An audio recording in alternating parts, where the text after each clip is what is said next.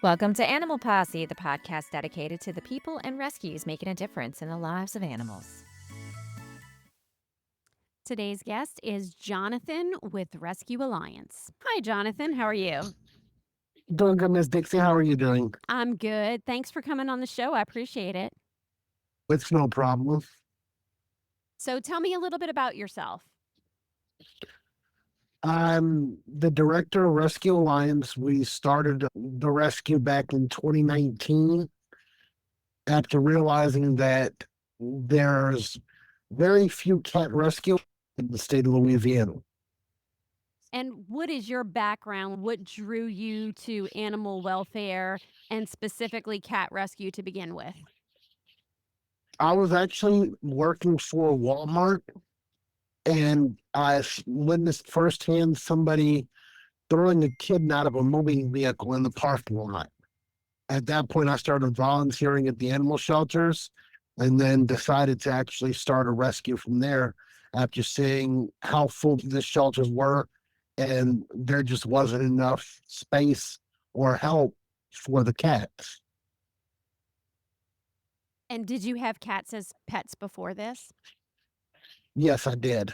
I already had three, and I saw just how wonderful cats are. They're lovable, and they deserve the best life and have an opportunity to find their forever home. I love your social media. I think you have some really good posts that you put out on social media. So, that's actually how I found you. I do cat rescue as well, and you're right, there are few people that speak up for the cats, so I'm definitely glad to see that you're around speaking up for the cats. So what kind of programs do you offer with Rescue Alliance? With rescue lines, we have the Louisiana Pet Food Bank. We do disaster animal response, and we've got a Cats for Vets program, which helps veterans find a companion to help them through a lot of the ones that we placed and everything. We've got veterans who are suffering from PTSD, and that companion animal just it makes their life a lot more amazing. So you said too that you started this in 2019, and were all these programs something that you started with, or how did they come into fruition? We started off in 2020 doing the disaster animal response team at the same time as when we started the Pet Food Bank. The Cats for Vets program is a program we started last year. Through the pandemic, we realized that there was a need for pet food and supplies, and that the pandemic is actually what brought the start to the Louisiana Pet Food Bank. That's awesome. So tell me about the Pet Food Bank. Our pet food bank, we provide cat food, dog food, and other supplies that are donated. Our whole purpose is to give people an option to where if they're having to consider to surrender their companion animal, if we can provide them with pet food or supplies to keep their pet at home, then it's a win not only for the pet overpopulation problem, but it keeps that pet out of a shelter. Yeah, I totally agree with that. So, how do you secure your donations for the pet food and the supplies? We do Facebook fundraisers. We accept donations from anyone. They're able to drop off donations at the PetSmart in Gonzales or at the PetSmart on South Mall Drive in Baton Rouge. And from there, when people submit an application, we've got one of our board members that actually reviews the applications. And then from there, they schedule the appointment for the person to meet to get the pet food or supplies. We also get a lot of calls from the Council on Aging with a lot of their senior citizens that are actually just in desperate need. And a lot of them through the Council on Aging will actually do the applications on their behalf. And do you normally have a good stock of food for your pet food bank? Yeah, this year has been very low. This year donations altogether are very low, so we make do with what we can. We get torn bags from Walmart, and we try to do as best we can. We're not able to help everybody that we'd like to. We do the best that we can. So you also mentioned that you do the disaster response. So how is it that you got started in the disaster response and what disasters have you worked? We started with Hurricane Harvey. When Hurricane Harvey hit, we went to the hurricane. We had the hurricane that hit Texas, where we actually were right in the middle of that hurricane. We've had a couple of hurricanes that hit Louisiana, and we've been to Florida every year since 2020. And how is it that you got involved doing that?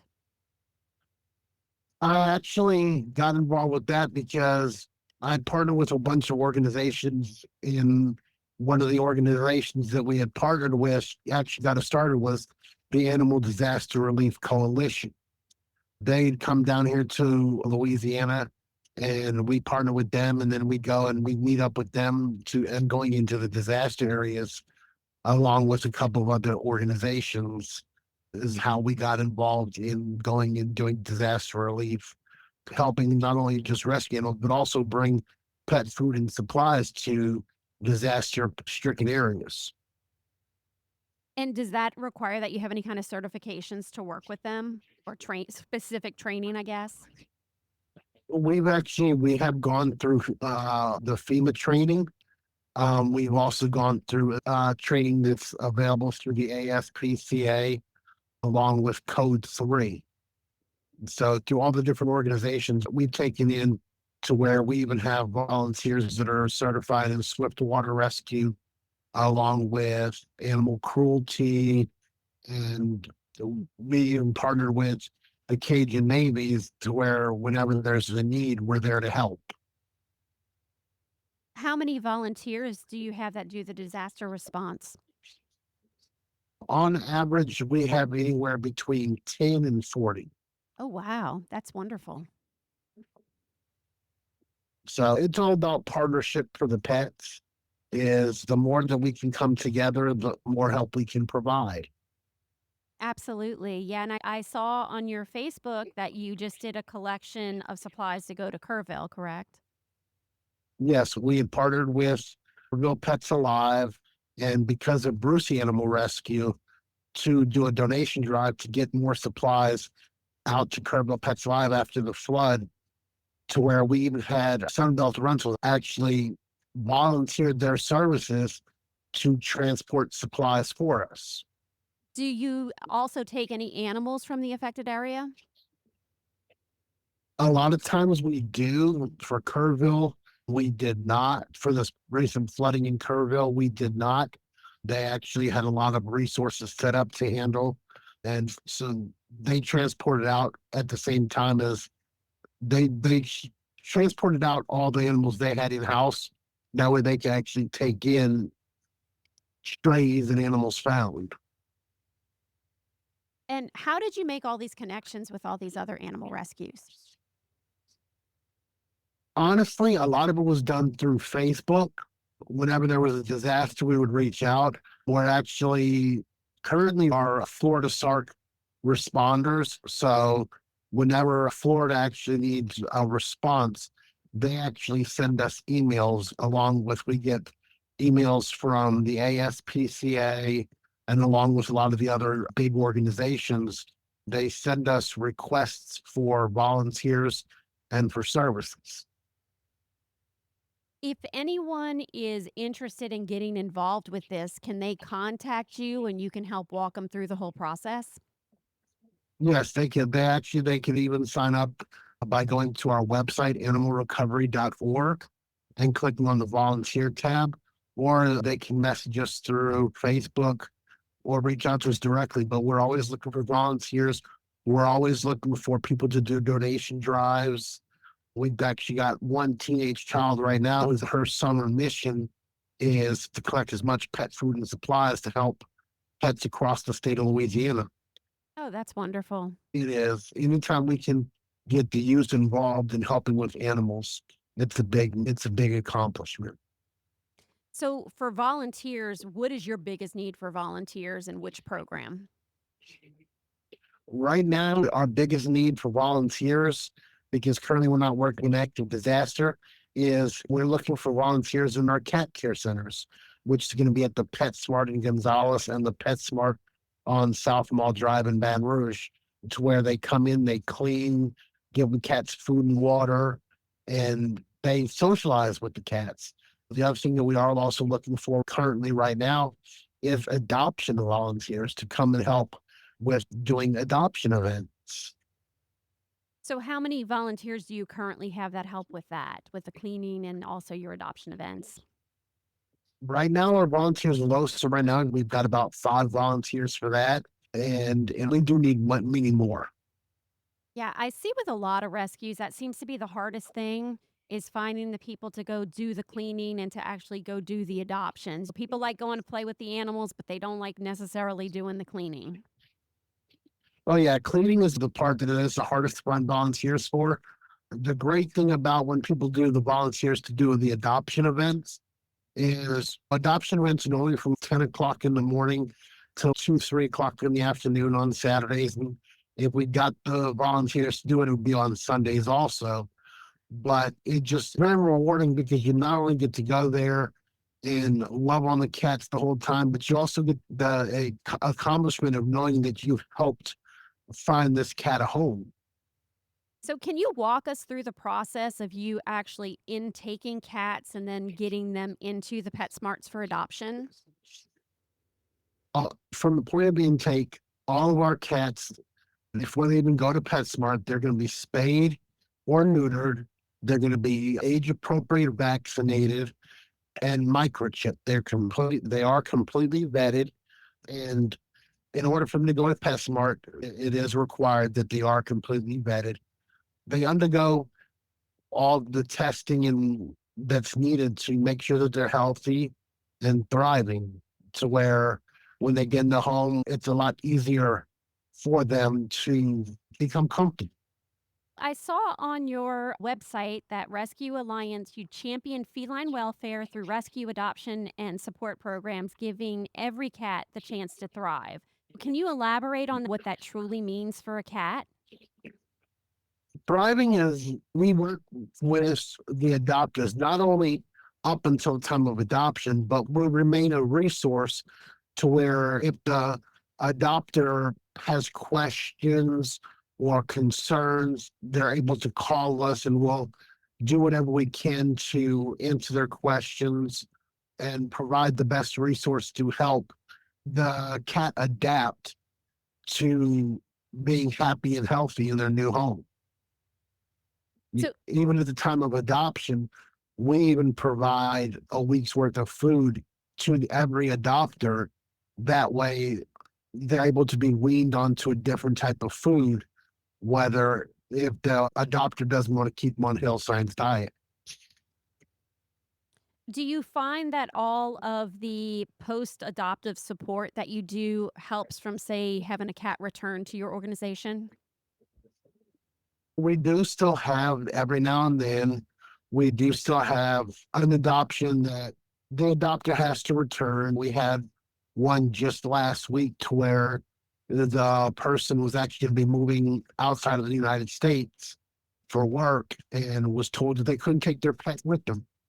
So we did accept the cat back into our care to help find the cat a new home. So it's not a true science, but in a way that we can to help, we do.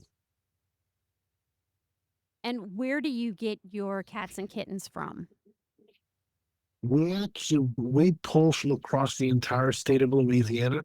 We get cats from up as far as away as Shreveport and Bastrop up in North Louisiana. We get cats from down in Morgan City, Patterson. We get cats from Companion Animal Alliance. We get cats from Crowley and Lake Charles. How many come into your program in a given year? On average, we bring in anywhere between 500 and 700 a year. Wow. All spayed and neutered. So imagine how many that number would be if they weren't spayed or neutered, right? Oh, yes. And when you sit back and think about it, on average, for each litter that they have, it can be anywhere between on average, between 4 and 9 kittens. And with that being said, we actually had one mom that we took in who actually came with her 3 litters of kittens. So in all actuality, that one mom had 26 babies that came with Wow. her. 3 litters, wow. And what were the ages of them? They were all the way from 1 year old down to newborn. Of course, I'm in cat rescue, so I know how fast they reproduce and how young they are when they reproduce, but that's amazing, that many from one mom. I've never seen that before. It gets worse when you sit back and think about those 26. What would happen if those 26 had already started to reproduce? If they wouldn't come to us when they did, those 26 would have turned into hundreds. Right, exactly. Yeah, and they can do it as young as 4 months. Yes. And we've taken in a few cats this year, that are like 4 or 5 months old and already pregnant. And at that point, do you do the pregnant spays? It depends on how far along they are. A lot of times, if they're 4 months old, we're not going to risk it. So unfortunately, we do. But a lot of it all goes down to how far along they are, um, and how we make that decision on, because we try not to, but at the same time, if they're 4 months old, their coping mechanism to become a productive parent is limited because they're still babies themselves. That's absolutely true, and a lot of people don't realize that when they'll get a cat and throw it out on the street, they don't think it can get pregnant until it's 6 months old, or some people even think maybe a year, and they don't realize that it's babies having babies, and a lot of the times they don't know what to do. We actually get a lot of cats that come to us that are having a baby right at a year old. And even at a year old, we see a lot of times they still even struggle understanding, I'm not supposed to lay on top of my babies, or it's very traumatic for them. You have the issue too where a lot of people will contact you that they just found newborn kittens and want you to take all the kittens to be bottle raised. We get probably on average between 5 and 10 calls a day. So, what is the advice that Uh, you give them? Do you normally tell them to put the kittens back outside first to see if the mom returns?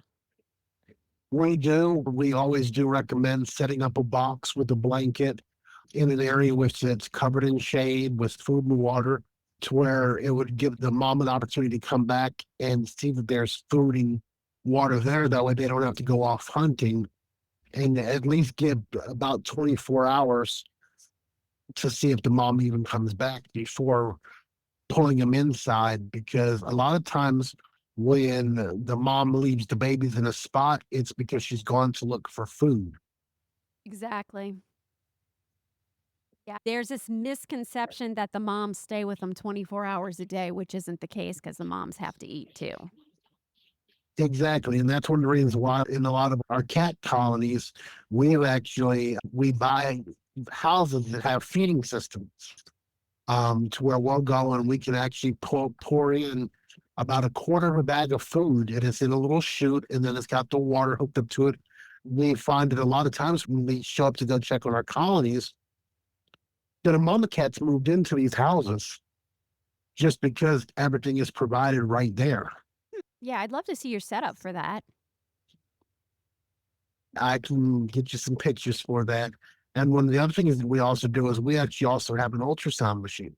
We're one of the small rescues that we've got access to a portable, not X-ray machine, a portable ultrasound machine, to where we can actually go and look at the moms and check on the babies even while in the field. Oh, that's pretty cool. It's been a lot of work. We have 2 ICU units that also have that we would have the oxygen and everything for, to where it really helps with helping them get over having upper respiratory infections. Yeah, and I can see where that definitely would help. I'm actually working on that myself because I do a lot of bottle feeding, and it's hard to find bottle feeders. That's over here anyway, that's for sure. Oh yeah, that's actually one of the things that I actually do a lot of personally. Is I've got my one little bottle feeder now. He's just a rotten little brat, and his name's Hack Brown. But he was dropped off and had no mom, and we took him in, and We syringe fed him, and now he's just a hyper little ball of energy. Yeah, it's rewarding to feed them. It's a little bit of a pain sometimes, but it is very rewarding. Oh yeah, and we use the foster care milks. We use a little bit more expensive milk, but to us, it's a better quality milk. With all the kittens that you intake, how do you keep all of their records and stuff like that straight before they go into PetSmart for adoptions?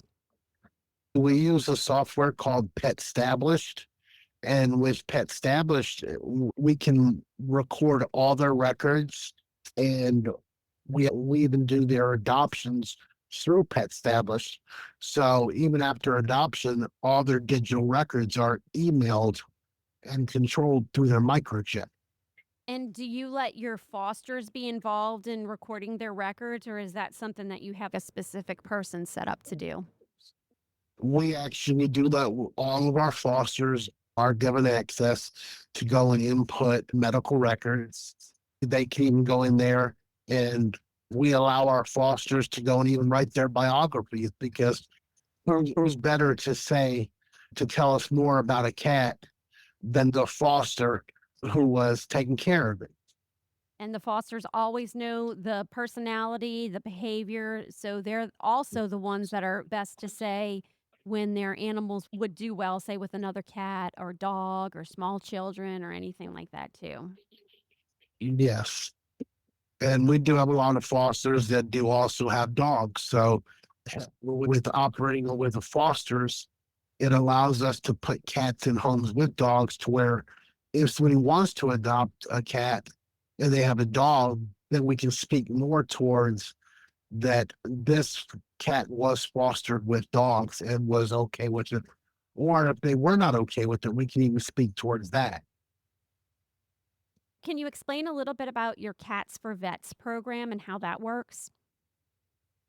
The Cats for Vets program, basically what that program is, it's a free program to veterans who served.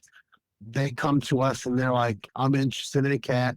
And what we do is we waive the adoption fee. There is no adoption fee for a veteran, because a lot of times they're coming to us and they're on disability, or they need that extra love. And we just want to be able to help our veterans by providing them a companion animal. We help them with pet food and supplies, just to give them the opportunity to have a fully thriving companion to help them through a lot of time. Was one of my clients suffers from PTSD, and the cat that we helped them find was a love magnet. So the cat required a lot of attention. So it went to him, and because of that, they perfectly bonded, which has in turn helped him with his PTSD. Are they requesting more adult cats or kittens, or is it just A lot, depend? a lot of times with our Cats for Vets program, it's been more of the adult cats, because they're not looking for too much hyperactivity. They want a well-established cat, one who, is okay with using a litter box. We have one who actually got one of our special needs cats, who actually only had one eye, and they bonded and they're best friends now. When they select a cat, do they tend to select like a single cat, or do they ever do them in pairs or to put with an existing cat that they might have? We do have a few that have already had one cat, and they're just looking for more love. We actually did have a veteran couple who actually ended up getting three cats at one time. And they're just the happiest. We checked with them. We make sure that they don't struggle with pet food, or we help them out with their vaccinations, just to make sure that, that everything the cat needs, they have the opportunity to have. Yeah, that's great. And three cats in one home, that's amazing too, to have them adopted And at the same time. and it's a lot of fun to have. We make the joke and everything. We can't even call you a cat lover and everything, so you got five cats and everything. But it's all about one, knowing what you can handle, but for two, knowing that by providing a cat a home, you're taking on a best friend. Absolutely. And I always say to add in pairs, I try to promote that because honestly, I find that it's no more work to have a pair. If you add in even numbers, it doesn't seem to make a difference. We've noticed is it's actually a lot easier to take care of the cats when you take them in pairs, because whereas the average person goes to work 8 to 12 hours a day, and what happens when you're at work? The cats can get lonely, the cats can get bored. When they get bored, they become mischievous. So if you adopt them out to where the cat's got more than one cat in the house, you're in turn giving them somebody to have fun and play with, chase around, and keep them company. Yeah, absolutely. Do you support any kind of educational initiatives as well to promote responsible pet ownership and feline well being?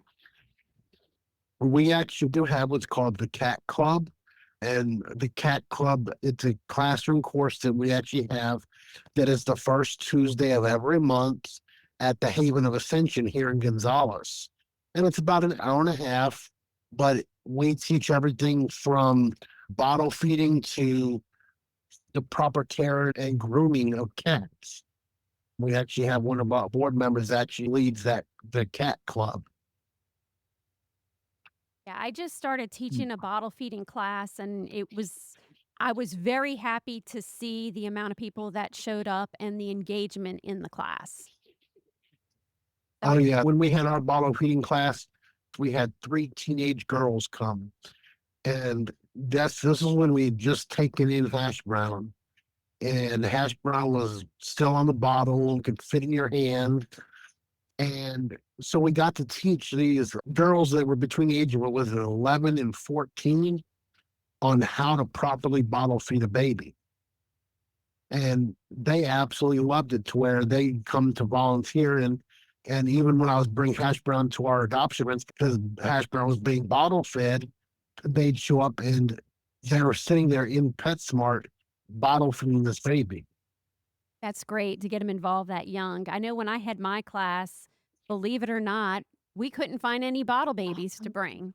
And I'm like, it's not really a problem. I'm not going to complain about that. But I had to bring a stuffed animal because we couldn't find any bottle babies. But it's a good problem to have, right? It's always a good problem to have when you can't find bottle winners, because if you don't have bottle winners, that means that they've all got a mom. So So in that's a very good program. Yeah, I was very surprised. I reached out to 3 different rescues and I couldn't find bottle babies anywhere, and I said, "I'm not complaining." Oh yes, one of the other things that we also do is actually me and my wife also sit on the board for the Louisiana Pet Overpopulation Advisory Council, and we actually meet at the state capitol in the legislative room, and that's how we help provide the animal friendly Louisiana license plates goes towards issuing grants to help with spaying and neutering. That's So great. we've got a meeting coming up next month at the state capitol. Okay, I didn't know that they had that going towards grants for spay neuter. Oh yes, we've been a part of it now for I think almost 2 years. I've been going and we meet at the state capitol like 2 to 3 times a year. And there's a new pet stamp that's coming out that is also going to help go towards cost with spaying and neutering. And how does that work? Like, how do they determine where it goes? Does it go to, like, parish shelters, or does it go to individual groups? Basically, when the application process is open, then from there, shelters and rescues across the entire state of Louisiana will submit an application with the financials, and then we actually go and we vote on the groups that are going to get awarded grants. Like last year, I think it was 19 grants to rescues and shelters across the state. Oh, that's wonderful. And it's all with makes the animal friendly license plate so vitally important that the more people they go to the DMV and get their animal friendly license plate, that is a revenue that actually helps with pet overpopulation in our state. Yeah, that's fantastic. And I've always seen them, but I never knew really where the funds went for that. Oh yes, that's one of them, and that's what we're a part of, and we're steadily trying to grow it because I think last year we had, I think it was almost $20,000 worth of grants that actually went out. Yeah, that's great. In your experience, what are some of the most pressing challenges facing feline welfare today? I think the most challenging is when you have individuals who they feel that spaying and neutering is wrong. They don't understand that by not spaying and neutering, you're making an overall critical issue that we deal with in the state. It makes it even worse. It leads to cat hoarding situations where we actually took in 64 cats from one house in a course of 2 days, because that's actually how long it took us to catch all the cats. Wow, and they weren't spayed or neutered? None of them. Oh, wow. They ne- they had never even been to a vet, never had a vaccine or anything. That's a lot of work right So there. when gone unchecked, not only does it become a big problem, it becomes a big expensive problem. They tried. Of course, this lady was in her 60s. She was trying her best to provide the best care. That one little small problem that started off as just a few exploded into an even bigger problem. And then it got to the point to where she was steadily setting up more litter boxes, but she was unable to properly clean all the litter boxes that she was setting up. Working in cat rescue can be incredibly rewarding, but also emotionally challenging. What keeps you motivated? Coffee. Oh, Coffee and cats, right? yes.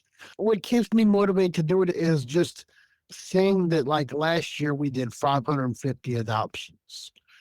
As a small rescue, doing 550 adoptions in 1 year, knowing that all those cats are no longer on the street and reproducing, it makes you want to keep going.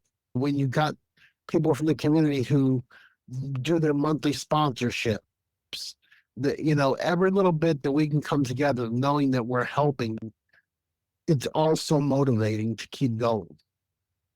Looking ahead, what are your long term aspirations? We are in the process of trying to reopen another cat rescue center. We had one, but the building that we had just had too many problems with it. So we are actively trying to raise the funds to where we can go ahead and open up a new cat rescue center, which would at the same time allow us to take in more and help more. But it's just to expand our services to be able to offer more resources to those in need.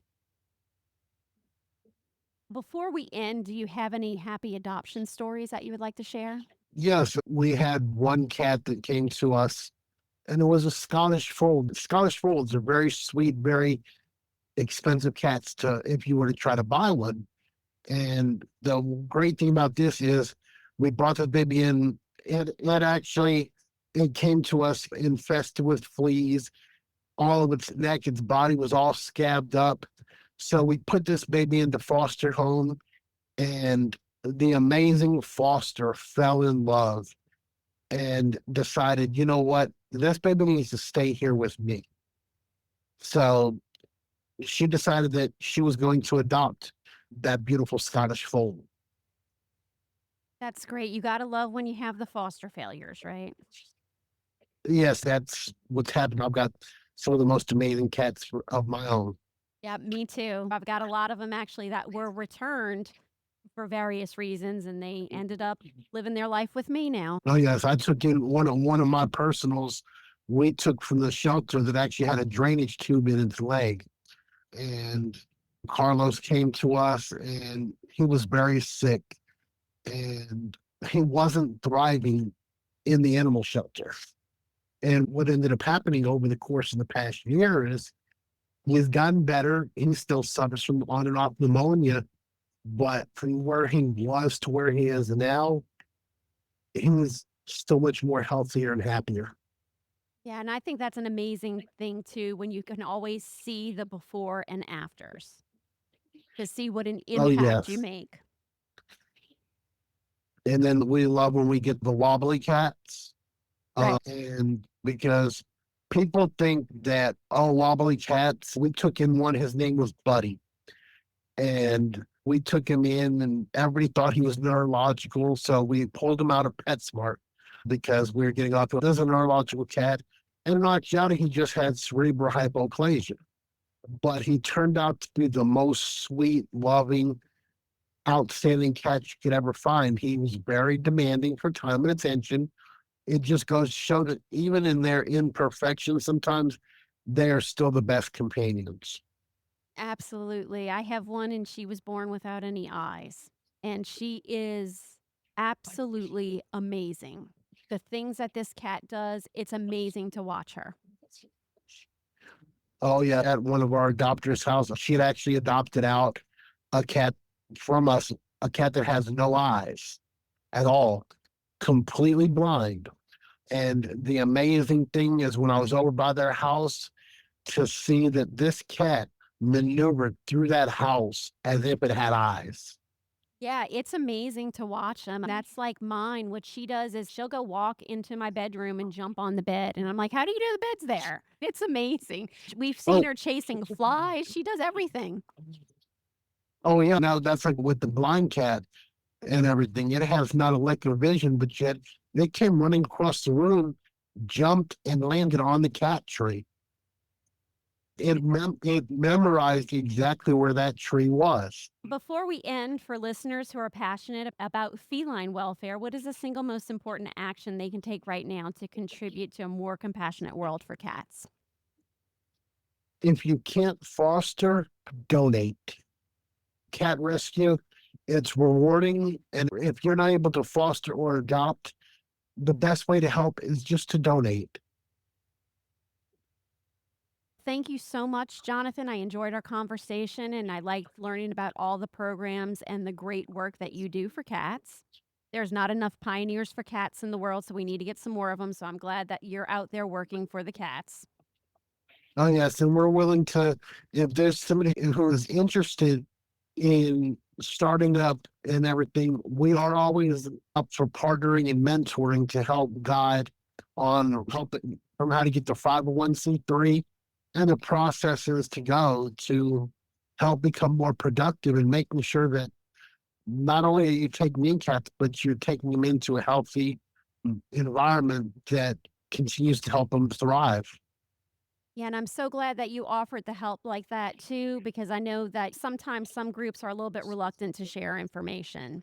So it's good that you're Oh, out there willing to be a mentor.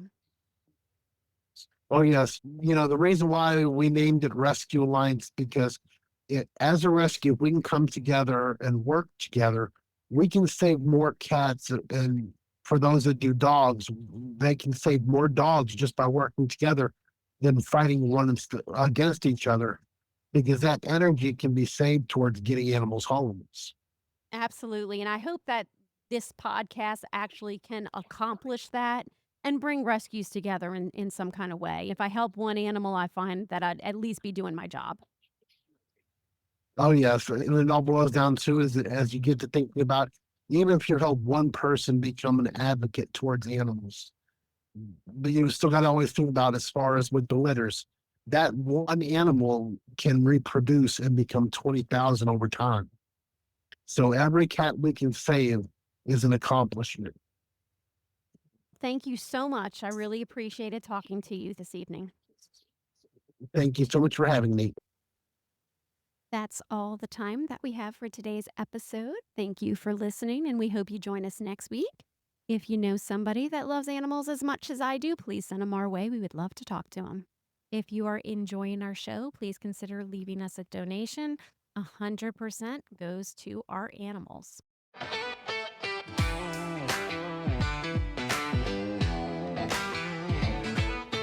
Bars in the night, claws in the fight.